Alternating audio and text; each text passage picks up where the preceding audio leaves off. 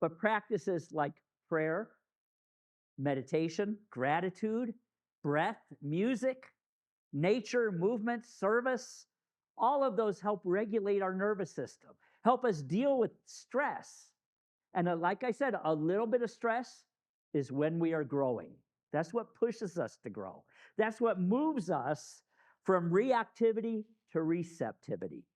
Or a way to say it more simply is sometimes the most spiritual thing you can do is breathe before you send the email.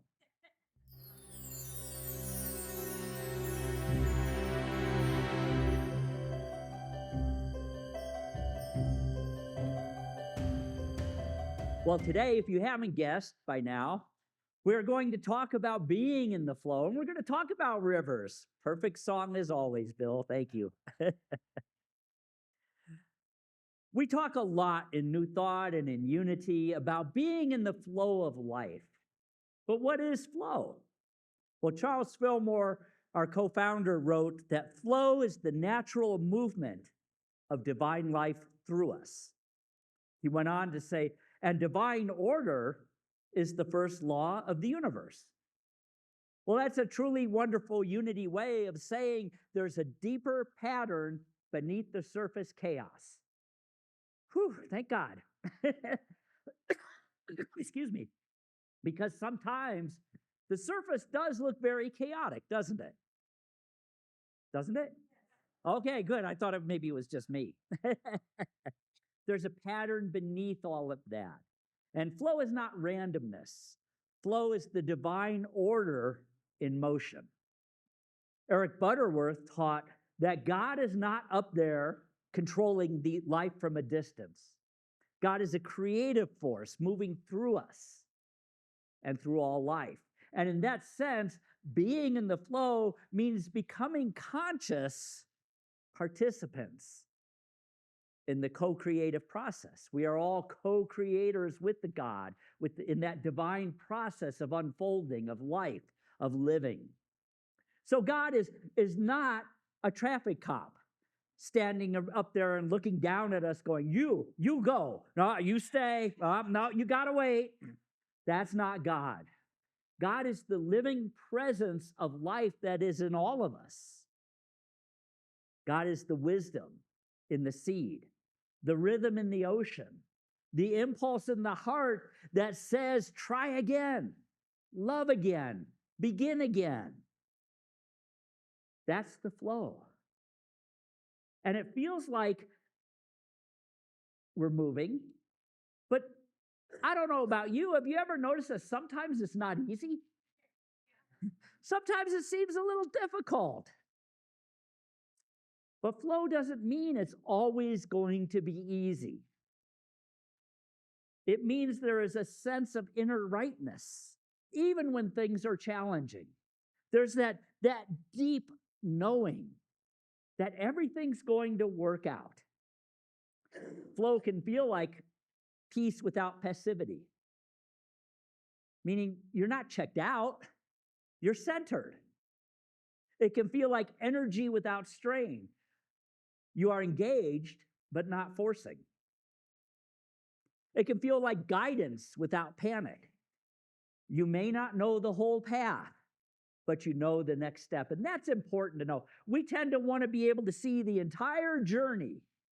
We want to know what's going to happen when all of this is over, when all of the chaos is over, when we've overcome whatever it is we need to overcome as individuals, as societies. But we don't have to know that. All we need to know is the very next step. Flow can also feel like joy without needing everything to be perfect. That's a big one. Because let me tell you something, if you're waiting for everything to be perfect to be joyful, you're going to be waiting a very, very long time. I like what Eric Butterworth said. He said, flow often feels like being carried and called at the same time. Carried and called at the same time. You know, it's interesting. So many great spiritual teachers throughout history have taught about being in the flow of life and the flow of spirit and all of these teachings that we have. And science is now backing this up. Psychologist Mahali, and I'm not even going to try to say this person's last name. It's this long. However, those of you who have the app, I'm going to give you a challenge. If anybody can figure out how to pronounce that last name the way it should be, you get a free get out of hell free card. We don't believe in hell and unity other than a state of consciousness, but you'll get a card to help you get out of that. And then let me know how you pronounce it. Anyway, the psychologist wrote that, or came up with a phrase called flow state. And flow state describes those moments when we're fully immersed in what we're doing. Anybody ever have that experience? You're in that flow where you experience focus, you experience creativity, you experience timelessness and a sense of effortlessness. Sometimes we call that being in the zone. And this happens when the challenge before us is neither too easy nor too overwhelming.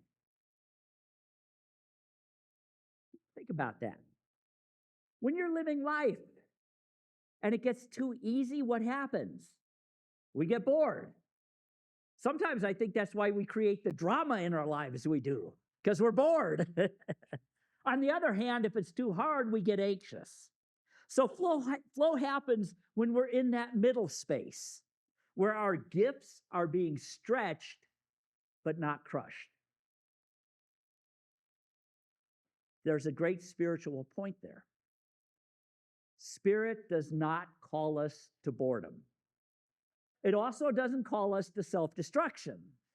Spirit calls us to growth. Anybody ever thought or said, well, gee, this is out of my comfort zone? As though that means there's something wrong. Sometimes being out of our comfort zone is exactly where the flow begins. In fact, I would say it always begins when we're out of our comfort zone. Not in panic, not in overwhelm, but in that holy stretch where something in us wakes up and says, oh, I was made for more than this. I am more than I have become. Some of you know that's one of my all-time favorite movie lines. You are more than you have become. Nothing grows in a comfort zone. Science also tells us that when we're constantly stressed, we shift into survival mode. We become reactive. We lose creativity. We narrow our vision. But at the same time, a little bit of stress is healthy. You know, we tend to live in a society right now where, we want to eliminate all stress. A little bit of stress is good for us. In unity, we would say when consciousness contracts, possibility expands, and vice versa. But practices, I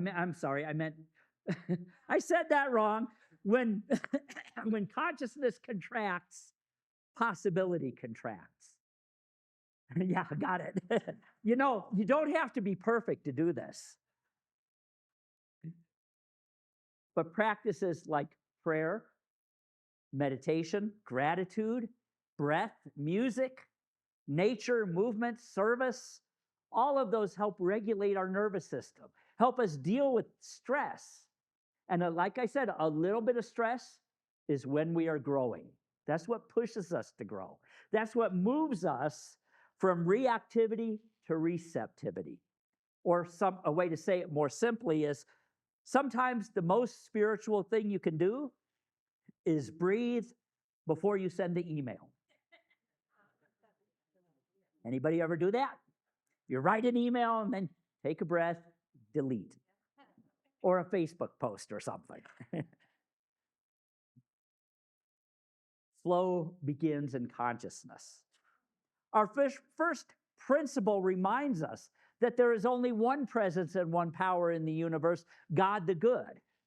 Now that does not mean that that good is rare.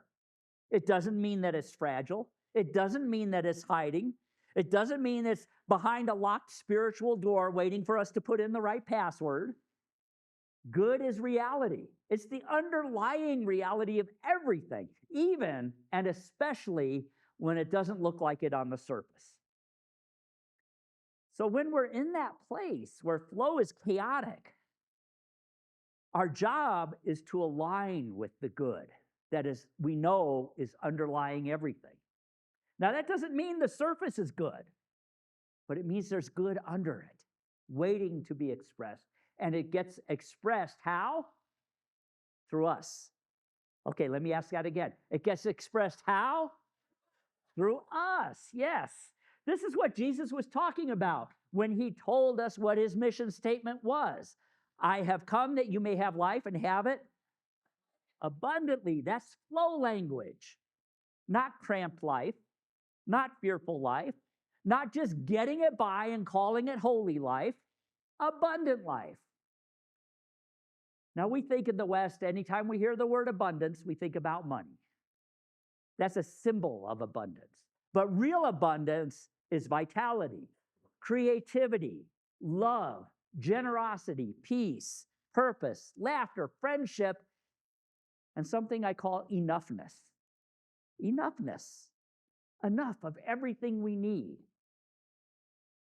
The author Catherine Ponder wrote this, that if we want to experience abundance, we have to let go. We have to let go of past resentments, past hurts, and we call that forgiveness. And forgiveness is a magnetic power for attracting good. It's a powerful connection. Sometimes we're not in the flow of life of our good because we're spiritually holding our breath.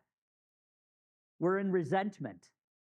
We're in fear. There's a lot of fear in the world right now. We're in shame. There's too much of that right now. We're in bitterness. We're in old stories. And those can become dams in the river of life. And forgiveness opens the channel. Not because what happened was okay. Not because people get a free pass, unless you get one of those cards. But because you deserve to be free. Forgiveness is one of the most selfish things we can do, really. It frees us from bondage to things that have happened to us, from feelings that are harmful. You know, we've been talking a lot, and Bill's saying about a river. It's a wonderful metaphor for being in the flow. Life is a river. Spirit is the current. And our consciousness is the boat. Our choices are the paddle.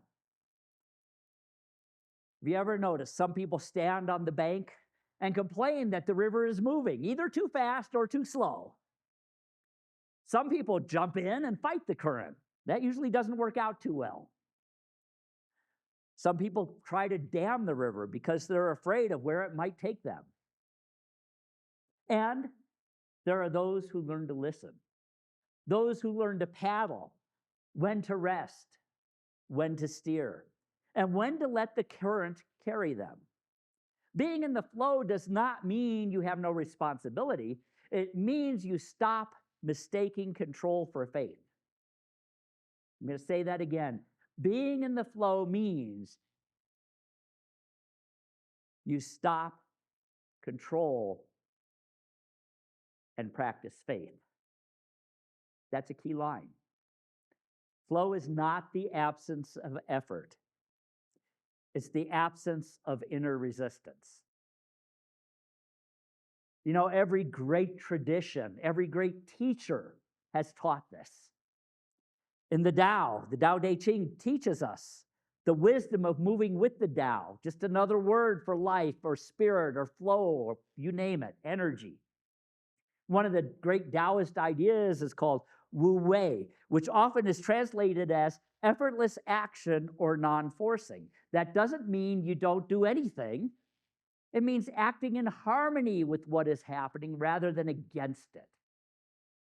How many of you have ever heard, that which I resist persists? Exactly. So it's not spiritual laziness. It's not saying, well, I trust the Tao and not doing anything. That's like saying, let God, let go and let God, but then doing nothing. It doesn't mean I trust spirit or I trust life or I trust the Tao while ignoring the dishes, the bills, the committee meeting. It's right action without unnecessary strain. The Buddha taught the exact same thing. He taught about non-attachment, on how much suffering comes from clinging to outcomes, clinging to expectations, clinging to identities, clinging to how we think life should unfold. Flow asks us to stop shoulding all over ourselves. It asks us to participate deeply, but hold lightly. It teaches us, I do my part, I release the outcome, I trust the unfolding. And of course, Jesus taught the same thing.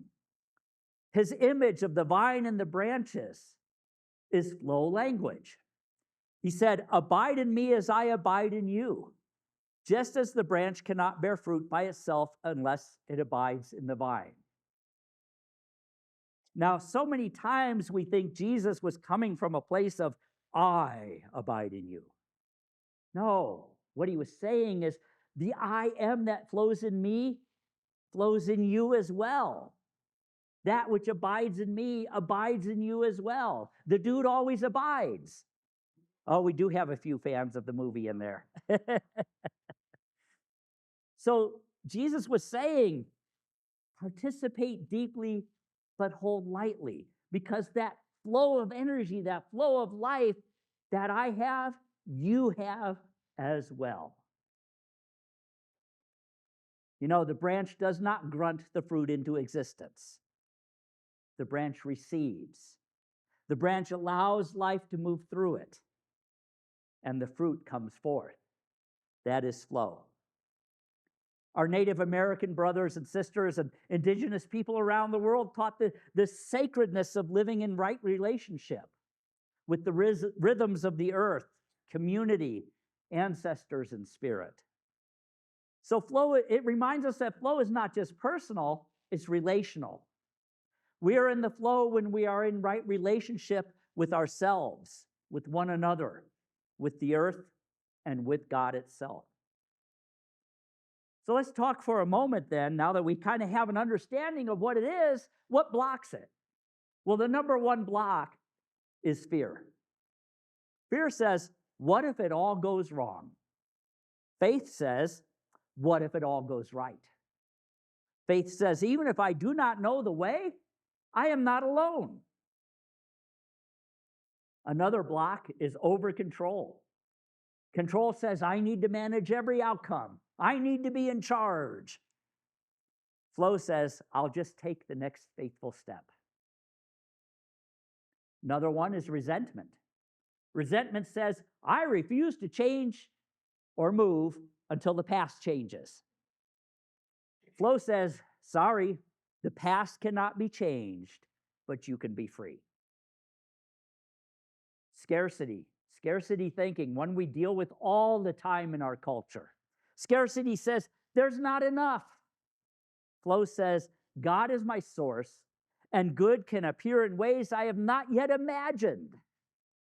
And you know, when you're open to that, guess what? It does. It shows up in ways beyond your wildest imagination. And one of my favorite blocks, not that I practice it, but one of the ones that I see a lot, is spiritual seriousness. Some of us are so spiritually serious that even our guardian angels are going, could you maybe lighten up just a little? I remember what a minister told me many years ago. He said, do not become so heavenly minded, you're no earthly good. So joy is not a distraction from spiritual growth. It is evidence that something in us is remembering the truth. You know, Myrtle Fillmore did that. She was all about joy. Her whole healing journey was not just about repeating affirmations. It was about changing her relationship with her life, her body, her thoughts, and with God. That's why she wrote, I am a child of God, and therefore I do not inherit sickness. That's a profound statement of spiritual identity. She changed her inner current. She had been resisting the flow of life by her belief in illness. And when she aligned with life itself, she had a healing. She stopped agreeing with limitation as the final truth. So now we know what blocks it. How do we enter the flow? How do we get into that? Well, the first thing we do is we take a pause. You cannot enter the flow while sprinting inside your own nervous system.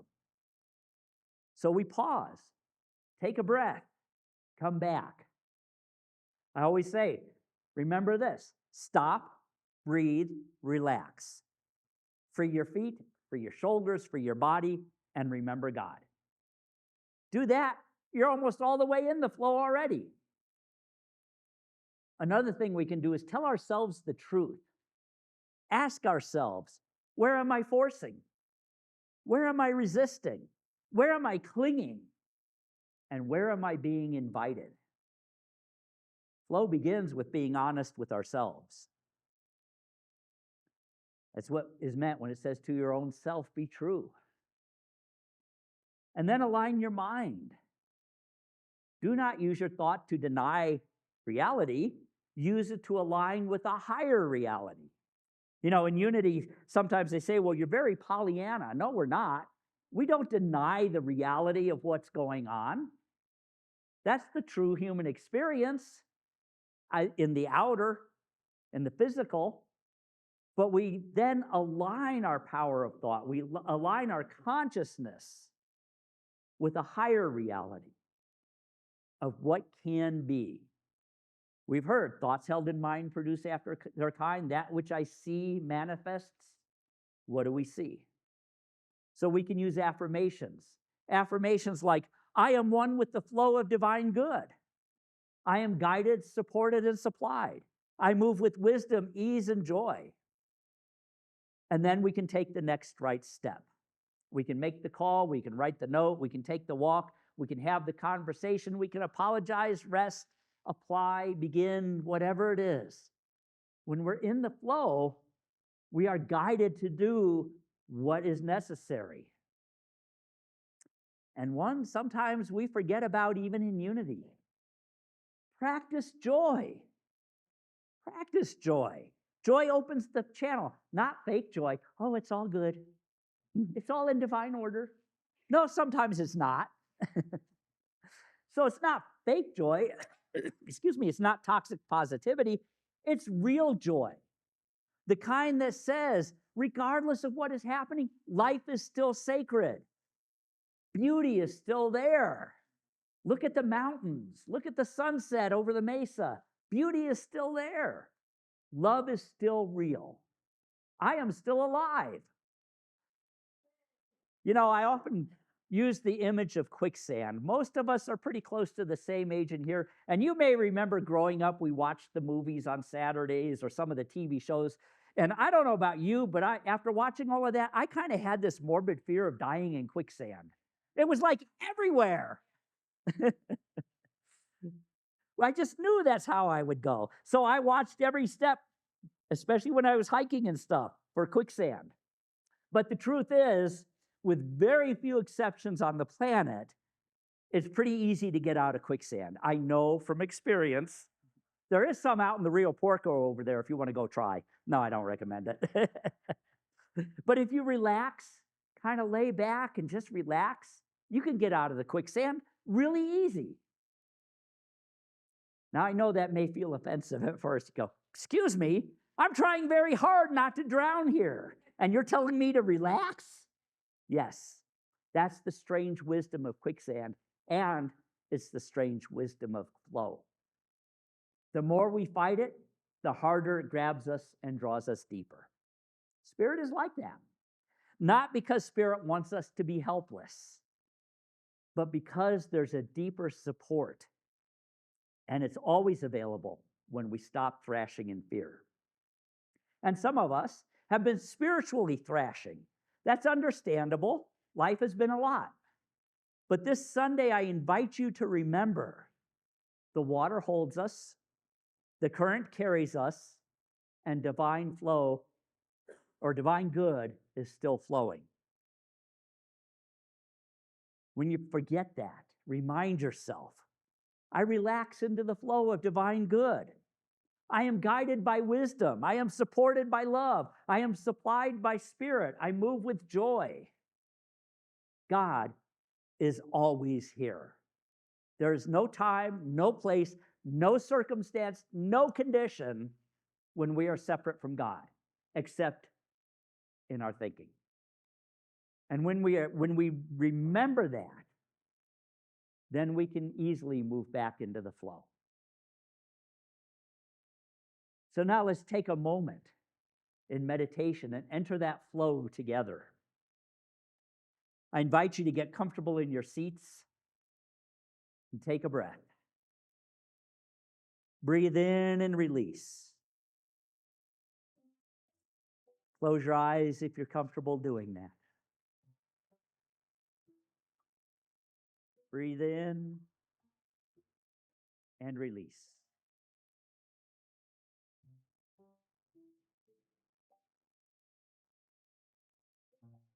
Imagine that you are standing beside a clear, beautiful river. The water is flowing gently, steadily, peacefully. And the river represents the flow of divine good.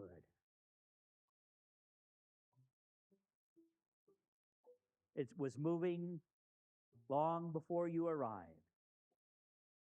And it will continue moving long after this moment. You don't have to create it. You don't have to control it. You only have to be aware of it. Take another breath and allow it to flow out of you like the river flows.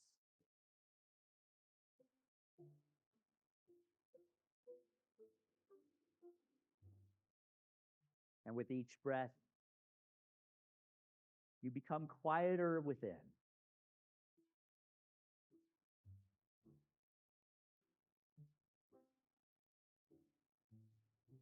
Silently affirm to yourself, I am willing to be guided.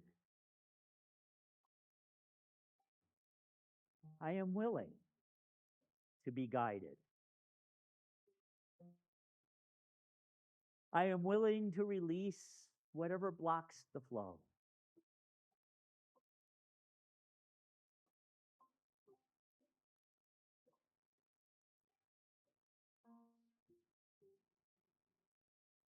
I am willing to move with wisdom and grace.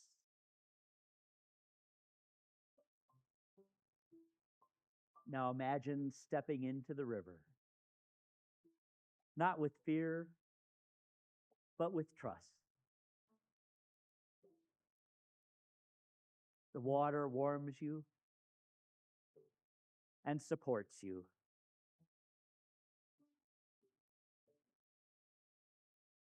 And as you easily float, you remember that you are not separate from life. You are part of the living movement of God.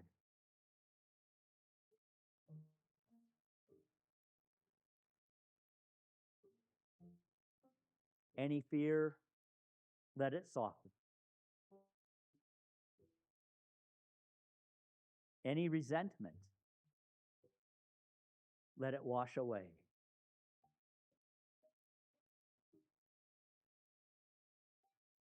Any pressure to control it,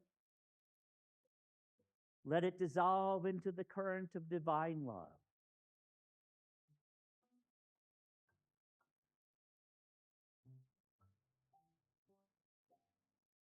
You are not alone. You are not unsupported. You are not outside the reach of good.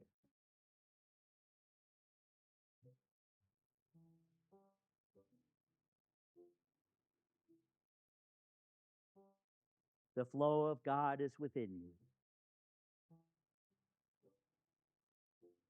The wisdom of God guides you. The love of God carries you, and the life of God renews you.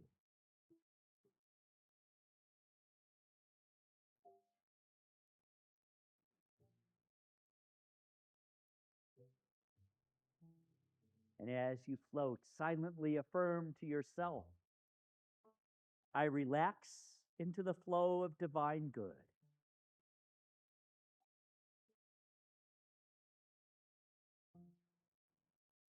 I am guided.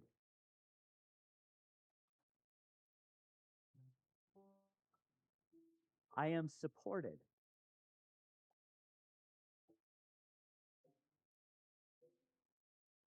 I am free.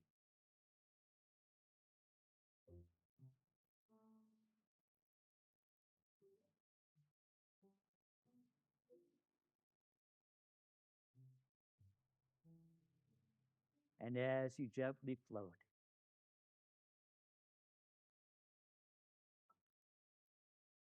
remember the river is God itself,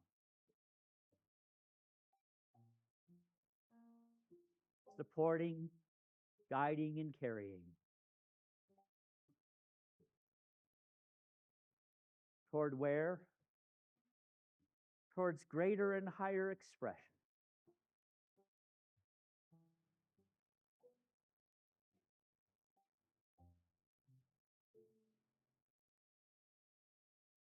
This is being in the flow. This is being the flow of life itself, expressing as you.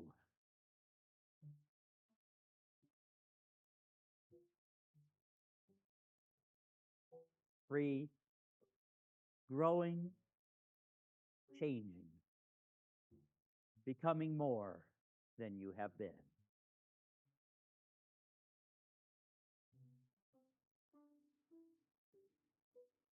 For a few moments, rest in that flow.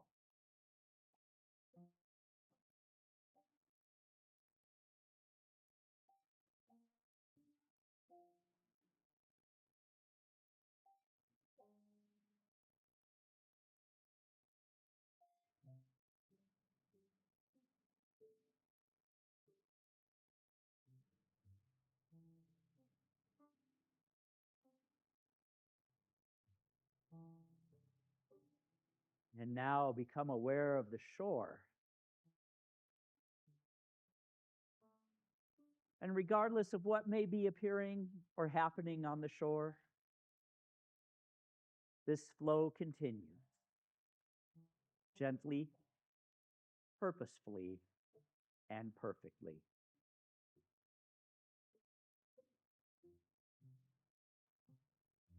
And in that knowing and in that space, with gratitude, begin to bring your awareness back to this room and this moment. Feel your feet, your breath, and the presence of this spiritual community.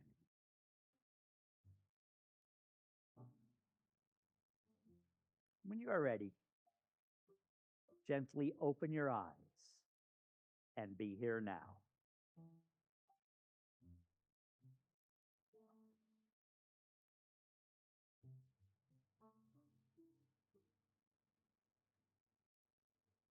My friends, this is life. And life is moving. Spirit is moving. Good is moving. And the question is not whether there is a flow. The question is, am I ready and willing to enter it? So my invitation to you this week is don't try to force the river. Don't build a dam of worry. Don't sit on the bank rehearsing every reason why life is hard. Put your little spiritual boat in the water, pick up your paddle, breathe, listen, laugh a little, or maybe just dive in and trust the current. Do what is yours to do and let God be God, because the flow is already here. So together we affirm, I am in the flow of divine good. I move with wisdom, ease, joy, and grace. And so it is. Namaste.